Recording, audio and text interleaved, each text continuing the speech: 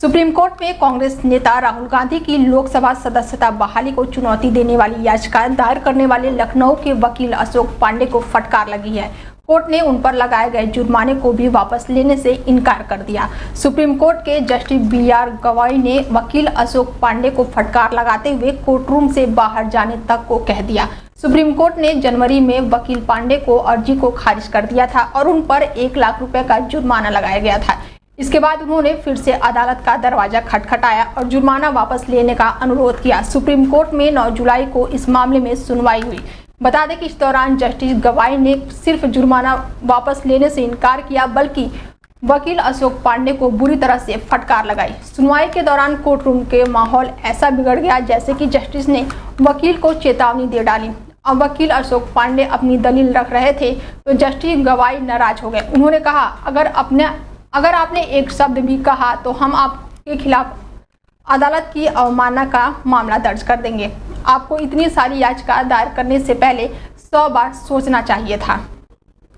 ED ने दिल्ली के आबकारी घोटाले में 38 आरोपियों के खिलाफ चार्जशीट दायर की है। चार्जशीट में अरविंद केजरीवाल का आरोपी नंबर 37 बनाया गया है, जबकि उनकी पार्टी आम आदमी पार्टी को आरोपी नंबर 38 है। 232 पेज की चार्जशीट में ईडी ने सीएम अरविंद केजरीवाल पर गंभीर आरोप लगाए हैं। यह भी कहा गया है कि शराब कारोबारियों से साठगांठ के जरिए नीति को उनके पक्ष में बनाकर पार्टी के नेताओं को फायदा पहुंचाया था।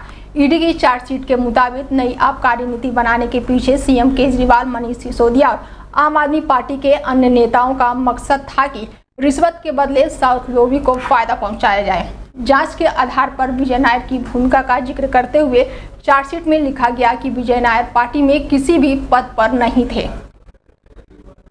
मध्य प्रदेश, पश्चिम बंगाल, बिहार समेत कुल 7 राज्यों की 13 विधानसभा सीटों पर उपचुनाव के लिए आज मतदान हो रहा है। वोटिंग सुबह 7 बजे से शुरू हुई, जो शाम तक चलेगी। नतीजे 13 जुलाई को घोषित किए जाएंगे। 10 सीटों पर विधायकों के इस्तीफे और 3 सीट मौजूदा विधायकों के निधन की वजह से खाली हुई थी। पश्चिम बंगाल में सबसे ज्यादा 4 सीटों पर उपचुनाव हो रहा है।